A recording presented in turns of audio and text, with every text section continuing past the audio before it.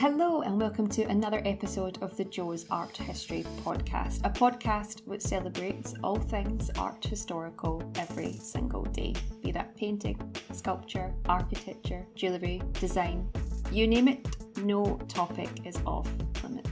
It's just going to be me today talking to you about, in my opinion, one of art history's most important figures. And as we naturally assume, art history is of course all about art and artists, but there are people within the canon of art history who have really played a vital role and have been a very important cog in the machine and driving force behind either an artist or a group of artists. So today's episode is the first in what I'm hoping to be a 6-part series of 6 dealers who have been instrumental in shaping the canon of art history and also the driving force behind some of art history's biggest names.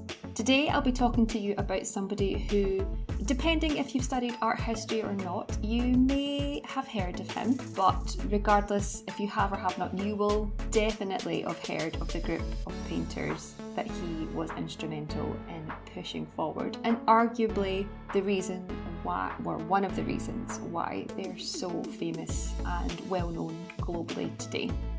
Today we're going to be talking about a dealer called Paul Durand Ruel, who was the driving force behind the Impressionists and the group that we know, or the style of painting that we know as Impressionism. Now, in case you haven't heard of Impressionism, this was a 19th century art movement which is characterised by relatively small, thin and yet visible brushstrokes with a very open composition.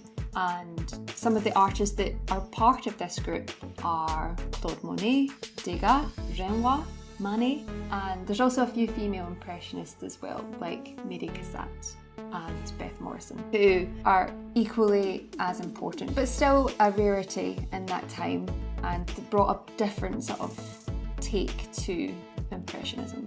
What I want to do on today's episode is to just show you and give you a very brief overview history of who Paul Durand Ruel was and why he was so important in driving the Impressionists. But I think by the end of it, you'll know a little bit more about him, about the process of dealers, and maybe just gain a little bit more into the insight of why actually dealers are so important. Personally, I work in an art gallery and we operate as the dealers for certain artists. We work with a lot of sculptors, and the question I'm asked most is, apart from what does it mean, which seems to be everyone's favourite question, which is great, is what is the point in an art gallery, or what is the point in a dealer?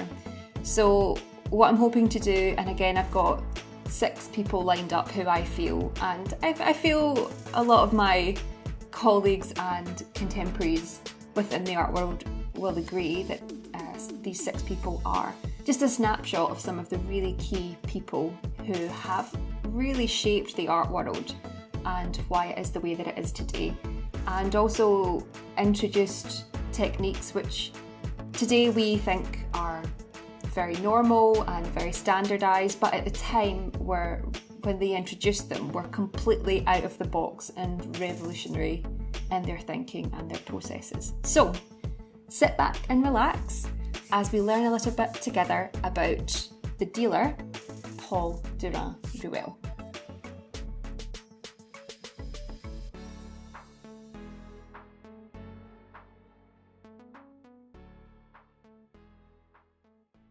So it seems an obvious place to start, but the first question is, who was Paul Durand Ruel? Durand Ruel was a Parisian art dealer and collector, born into a family of dealers. His father was already a picture dealer and he took over the family business. And he is really credited as the person behind and the reason that the Impressionists are as globally recognised as what they are today. He really was a bit like a dog with a bone. He got quite a lot of knockbacks, particularly in France. The Impressionists were belittled and laughed at, and he recognised their potential straight away, and regardless of decades of ridicule in France, he continued to drive his passion and put his support behind the Impressionists. So how did he help them? as mentioned before, it was a family business. He grew up with a father who was a picture dealer, and he took over his father's shop in Paris. And before the Impressionists, he is actually credited for the success of a group of artists in Paris called the Fine School of Painting, which included the likes of art history elite Eugène Delacroix, who was a huge force in French painting. He also worked with such artists such as Gustave Courbet and Millet, and he was really successful with building the reputation of this group of artists. So it almost came as a surprise to his normal clientele when he began supporting this group of young up-and-coming artists who really rebelled against the traditions of painting. To set the scene a little bit, it was a bit like career suicide in a way as an artist if you didn't follow what were the traditional styles of painting, which art historically are known as the Academy traditions. What was acceptable, using my air quotes here, were historical subjects, religious themes, and just kind of scraping the bottom of the barrel of what was an acceptable thing for an artist to paint were portraits. So historical, religious themes and portraits, all big thumbs up. Things like landscapes and still lifes were the dregs and really not celebrated and seen as something not to even pursue. They were a waste of time. Which is why when Durand Ruel sparked up a relationship with this young group of painters, his original clientele, people were a bit surprised. And I cannot stress this enough, the Impressionists were despised in Paris throughout the majority of their lives. Each painter was incredibly unsuccessful. Monet was married to someone who was quite well off, so he had a little bit more recognition than the others. But it was strange that a dealer, and an established dealer like Durand Ruel, would champion a group of artists who embraced the idea of painting landscapes and contemporary life rather than historical or mythological scenes. Now, as well as rejecting the idea of what the Academy would consider traditional painting and acceptable paintings, the Impressionists were also champions of painting what is known as en plein air, so painting outside. And they were able to do this really for the first time within history because of developments that happened within paint production and productions in artists' equipment. So, for example, it was the first time in history, between the 1860s and the 1870s, that paint was produced in smaller tubes, and it made these things portable. So also easels were started to be produced smaller and collapsible, so it was very easy for an artist to pack up contents of his studio and venture out, set himself up in the open air in a field or at the top of a building, in a roof overlooking the city or in someone's balcony, and just paint for the day. So this was a relatively new technique, and the Impressionists are all about the idea of exploring the impact that light has on their subjects and how also light changes and varies throughout the day as well as throughout the seasons, which is why for a lot of Impressionist painters you'll see that they'll return to the same spot. For example, Monet was very good at this. He has a series of haystacks that are tracked throughout not only the day but throughout the seasons, and how light affects these fields in different ways, and the very different scale of colour which light can both produce but also completely eliminate. There's also a series of cathedrals. The name of the cathedral has of course escaped me, but these are incredibly important series. Anyway, this is all very well and good, but it doesn't explain why Paul Durand Ruel is so important. Well, we're getting there. Paul Durand Ruel, as we said, had his own shop in Paris, his own dealership in Paris, but he had to flee Paris in 1870 due to the Franco-Prussian War. So for the safety of his family, they fled to London, taking with him the entire contents and stock from his Paris gallery. So he set himself up on New Bond Street and was introduced to Claude Monet and Pissarro, as they had also fled France for the same reasons that Durand Ruel had. They were in London for about a year, and in 1871, Durand Ruel returned to Paris and was introduced to fellow Impressionists through Monet and Pissarro, who he'd struck up a very good friendship with and had even purchased some of their works. So when he returned to Paris, he was introduced to Degas, Sisley and Renoir. Now, there's a really famous story that upon meeting Renoir in his studio in Paris, Durand Ruel was so taken and captivated by Renoir's work, he famously purchased Renoir's entire studio, which at that time was about 23 paintings, which is still, in today's standards, that's a lot of painting. And from that moment, he began representing the artists and trying to promote and sell their works through shows and art reviews. He also knew the major dealers across Europe, and with their help and recommendations would show works in hotels throughout Europe, where he would rent a space to push the Impressionists' names across Europe. Now, Durand Ruel is celebrated as being one of the most innovative dealers within the history of art, and he championed and brought forth techniques which we still use today. Now, I could literally sit here all day and talk to you about some of the things which today are so run-of-the-mill, but he really did think outside the box and made some monumental key developments in the art world. So, brace yourself, this is quite an impressive list. The first thing Durand Ruel did was ask for exclusive representation of an artist, which means that no other dealer could sell the work of the Impressionists. You had to go through Durand Ruel in order to get hold of a work by the Impressionists, which suddenly gave them this exclusivity, and there was a clout because they had a dealer, and quite an established dealer, who was willing to back them. But that doesn't always spell success, as we will discuss a little later on. But so before Durand Ruel, artists were a bit of a free-for-all. Not many were represented by just one dealer or one gallery. They were represented by whoever came along and was willing to show them. And Durand Ruel changed this. One of the second things that he did was he got financial backing from independent sources for his gallery and for his exhibitions.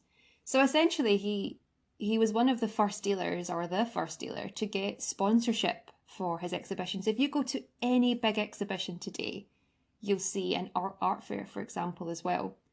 You'll see that they're sponsored by the Bank of Canada, BNP Paribas, or they're sponsored by Deutsche Bank. Banks love sponsoring. I don't know if it's just London, but banks do really love sponsoring these big monumental shows at the Royal Academy or at Tate. And he was one of the first people to go and seek financial backing from independent sources and from his friends as well. So these were for his shows and just really to help cover the expenses that would incur with hiring a space, producing a publication and inviting the right people, which this was completely unheard of at the time. He would also borrow capital and invest the capital, which was another way that he promoted shows. So he was able to hire larger venues across Paris and at times in different countries throughout Europe. So he could really make an impression, no pun intended, that he was championing. Another development which Durand Ruel made was he introduced the concept of a monthly stipend to his artists. So although it was only a small amount of money, he would pay his artists a fee every month, which would help them towards studio costs and material costs and things like that, which at the time was a complete revelation. And although it's not really a practice which galleries do now, I mean, depends if you do residencies and things like that. So essentially probably that's what it's closest to actually. If you do a residency with a gallery now, they tend to either cover your studio costs and maybe give you some money every month for materials and whatever else. Or I know there are some art agencies that also pay their artists a monthly stipend as a way of investing in their artist and to show belief, which is essentially exactly what Durand Ruel did by giving these artists a small fee every month, which they were able to use on associated costs with their artworks, and in sometimes just even to make sure that they were eating. It was an incredibly important development which was spearheaded by Durand Ruel and something that is still in place today, although it's called something a little differently. Another thing, which is a little bit mind-boggling actually when you think about it, the amount of information that's available today. Durand Ruel was one of the first dealers to launch his own publication, his own arts publications, which reviewed artists and artworks and discussed works which were available to purchase and sort of artists in focus segments, which is incredible when you consider if you buy a membership to a big gallery or an association, you get a monthly magazine which kind of gives you a roundup of all the things that are coming up. That in 1870, 1880 was a new thing which Durand Ruel really pushed for. And what he would do, he would write reviews of art exhibitions. He even published journals which reviewed the work of his artists. And the idea for doing this was that he would be able to send these out to people that were not based in Paris or unable to get to a show to see the works. They would be able to find the latest shows happening in Paris or have a sense of what was going on in the art world in Paris, because you have to remember at this time, Paris, I mean, it still is today, it's a very exciting art hub and centre of so many things going on. And for him to sort of spearhead this idea of producing a publication is quite impressive for one man, and just really shows the lengths in which he believed in this group of artists and what he was willing to do to be successful and make it work for his artists. One of the last things that Durand Ruel was instrumental in forming, and this is going to sound a little silly compared to what we are so used to today, he introduced the idea of one-man shows. So just think about that. It was Paul Durand Ruel's idea that you can have one exhibition dedicated to the work of one artist.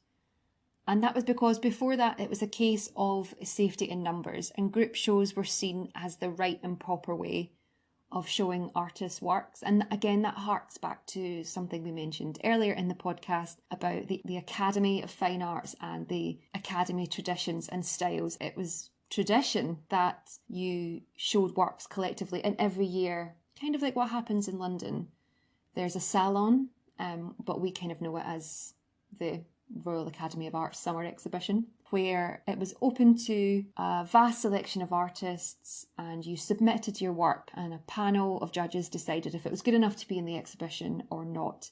And if you made it into the salon, it was really where a lot of artists sold their works. And it's still the case today with the Royal Academy of Arts Summer Exhibition, which I think it's over 250 years old. The UK one is anyway. They celebrated their 250th year. I think that's 2 years ago now. And obviously with everything that's happening with COVID-19, it's been pushed back, but it will be happening in the autumn. So at least that's still happening. And that's probably another podcast in itself. But before then, even when you didn't participate in the salon, which of course if you were rejected, you couldn't, if you put your work together, it was always encouraged that you showed with other artists, which is so crazy to think that it wasn't a thing until the 1870s, 1880s. Anyway, so that's just some of the things that Paul Durand Ruel was responsible for implementing in his pursuit and promotion of the Impressionist painters. What I have to caveat in saying, despite all these incredible developments and dedication from the support of Paul Durand Ruel, the Impressionists were despised because of their subject matters and how they handled their paint and how they chose to execute their works. It was really looked down on. There's some really fantastic sort of satire cartoons which were published in the local paper at the time, one of which very famously is during one of the Impressionist exhibitions that were happening within Paris. A police officer is like holding back this pregnant woman and essentially saying that it's detrimental to the health of her child that she doesn't enter the exhibition because it's just so shocking and outrageous.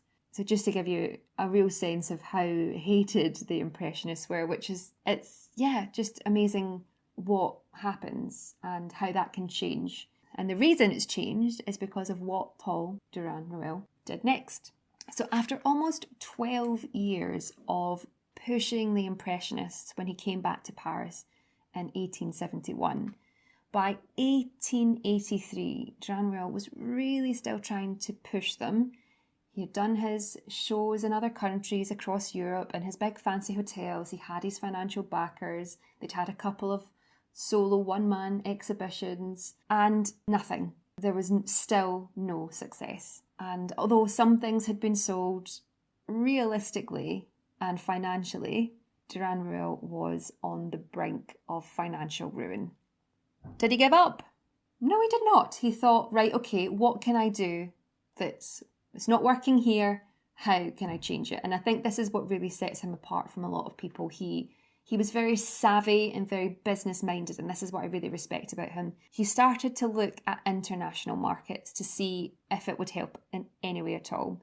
In 1883, he organised a little touring exhibition solo series throughout Germany, the United States and the UK, which were not successful. But despite this, he decided to push on. Now, you're probably thinking, okay, so 1883, he's on the brink of financial ruin. He's tried to switch it up and do a touring show. So there was a turning point. So after trying to push the Impressionists in France, and Durand Ruel now really financially struggling, and his what was supposed to be a last roll of the dice, him still coming up short, he still did not give up hope and thought, this will happen. I still don't have the right audience. So he got a bit of a break when in 1886, the director of the American Association of Art in New York, who was called James Sutton, approached the dealer and asked if he would be interested in staging an exhibition of the Impressionist works in New York. And Ruel near enough tripped up over himself to make it happen. He was like, absolutely, I'll be there. Now, it's important to remember at this time, this is now about 13, 14 years where he's been trying to push a group unsuccessfully in Paris. And his reputation in France was near enough in tatters because he just didn't, like I said earlier, a dog with a bone, he just didn't give up. And people considered him mad for trying to sell what was seen as degenerate art. So when he was approached in 1886, he really didn't have anything to lose. So he just thought, let's do it. And he seized the opportunity with both hands. But at this point, the Impressionists had also lost a little bit of faith in Durand Ruel as well. And he near enough had to beg them to allow him to show some works in New York, which they agreed to. And he began arranging the exhibition. As a way of further sweetening the deal, James Sutton of the American Association of Art agreed to finance all transport, insurance and installation costs, which Durand Ruel would have incurred paying for it himself. So they agreed. They said, okay, we'll cover everything because we really want this show to happen. And they even arranged, at the time in New York, there was a 30% import tax to be applied on works which were coming into the country. And they managed to arrange it that the import tax would only happen for works which Durand Ruel brought into the country and that were sold at the American Association of Art, which really at the time was the cherry on top of the cake. So Durand Ruel set sail for New York with 300 works by the Impressionists in March 1886. And this is where it gets really exciting. So he gets to New York, he stages the show, and lo and behold, success at last. Although it was very small at first. So they originally showed in the American art galleries, and the show was so popular, of the 300 works that he originally took out, it was decided it would continue at the National Academy of Design in New York. And this was the first time in history that an Impressionist show was warmly received. This is what Paul Durand Ruel had really been waiting for. So he praised the Americans for being, and I quote here, less bound by routine and less arrogant than our French collectors. So there you are. Commercially, the success was small to begin with, but the show was deemed successful by Sutton. This was James Sutton from the American Association of Art. And Sutton was so impressed that he invited Durand Ruel back for a show the following year, which Durand Ruel, of course, agreed to. And in 1887, he returned with a further few hundred paintings, and the exhibition was staged at the National Academy of Design, where 225 works sold. So just amazing. And even today's standard, that rate of selling in an exhibition is unheard of. I think in my entire time within the art world, I've only heard of 2 exhibitions that have been complete sellouts. And by that I mean every work was sold. But even that standard, 225 paintings sold. So Realising he was onto a good thing, Durand Ruel set up a permanent space in New York in 1887 off the back of the success of this show. And really, that is how Paul Durand Ruel made his name.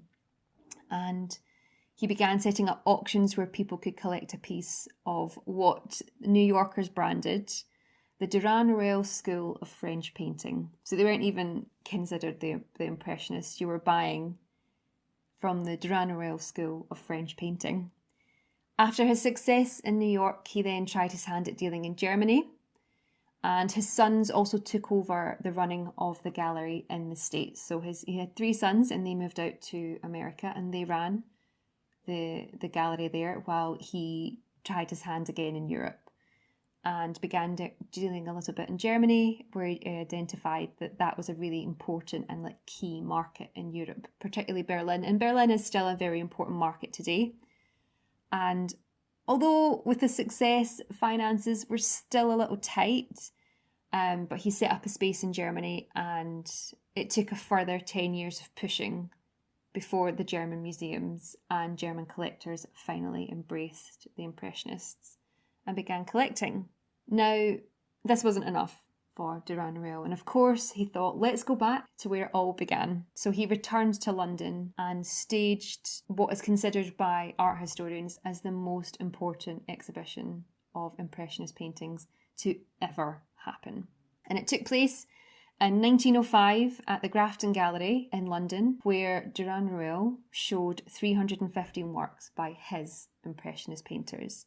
I will leave a link in the show notes to an installation view of the Impressionist show at Grafton Galleries, and it really is so impressive, the amount of really key works from the Impressionists that were at this show. So, after the success in London and America and the beginning successes within Europe of pushing the Impressionist name, Paul Durand Ruel decided to retire after a long and successful career in 1910, leaving all his galleries to his son. And there you have a very brief history of Paul Durand Ruel and what he did for the Impressionist painters. Now, for me, I find it incredible that Durand Ruel is not a household name as the Impressionists are. I mean, I suppose in a way you don't really talk about, he was kind of like the silent partner within, if we think about it in today's standards, like the Impressionist brand, again using my air quotes here. But really he was the driving force behind a group of artists who arguably could have sizzled out completely and fallen into complete obscurity had he not been so driven to take their works abroad and really push their markets and support them in the way that he did.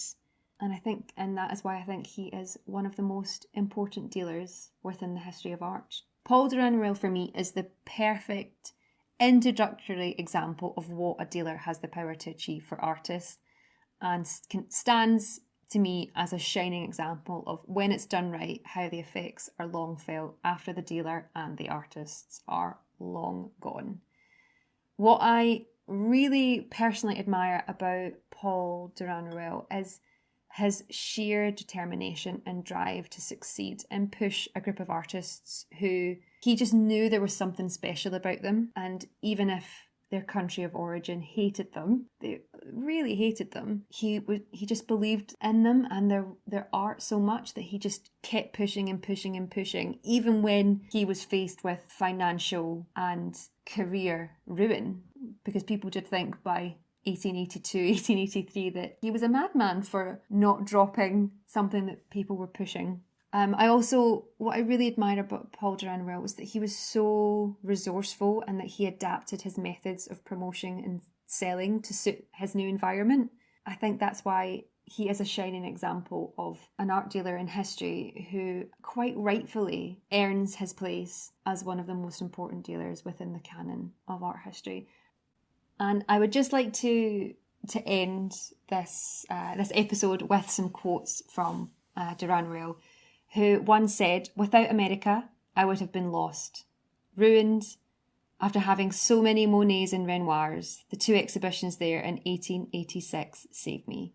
The American public bought moderately, but thanks to that public, Monet and Renoir were able to live, and after that the French public followed suit."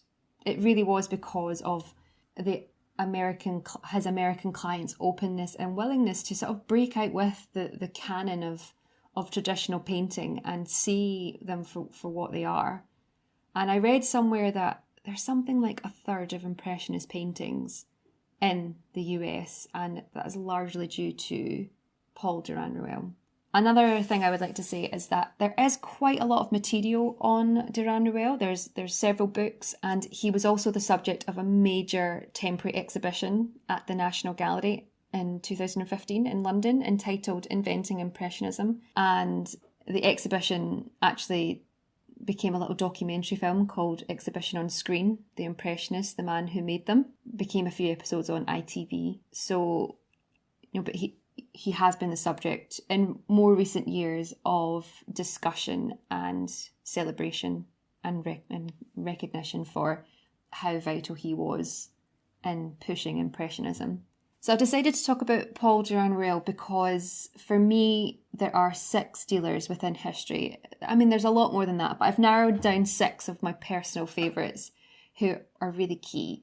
And I've started a blog post series on this called The Art of the Deal. It's the last Monday of every month until the end of 2020. I'll be publishing a new blog post about my top 6 of The Art of the Deal. And I'll just say now, I didn't actually realise, I called the series The Art of the Deal before I realised that was the name of Donald Trump's first autobiography. So if anyone has pegged that or hadn't, there you are, that's a little bit of a laugh for you there. I've named something after something that Donald Trump has done. Accidentally. But I like the name, and it's nothing to do with Trump. So, although it is to do with business, so I don't know. Although I doubt very much he'll listen to this and try and take me down for it. I hope you've enjoyed listening to this episode of the Jo's Art History podcast, where we have discussed a very brief overview of the history of art dealer Paul Durand Ruel. I'll leave some links in the show notes to a really fantastic lecture. Actually, it's about an hour long, so if you have some time, or actually it's really good just to sort of like have on in the background and just sort of potter. I'll leave some links in the show notes to that. And there'll be some links on my Instagram page, which is at Jo's Art History on Instagram. And I will also leave a link in the show notes to my Instagram blog on Durand Ruel, which also gives you a few more images and a little bit more information on some of the exhibitions and some more dates and things like that. I don't want to be too date heavy. I think that can really bore people, which is not what I'm trying to do. Thank you so much for listening. As always, if you would like to get in touch, you can email joesarthistory@gmail.com, or you can contact me on Instagram, which is at Jo's Art History. Thank you so much for listening, and I hope you've learned a little something. I know I definitely have, and I'll be back really soon with another episode of Jo's Art History podcast. Part 2 of my Art of the Dealer series will be coming very, very soon. Thank you. Bye.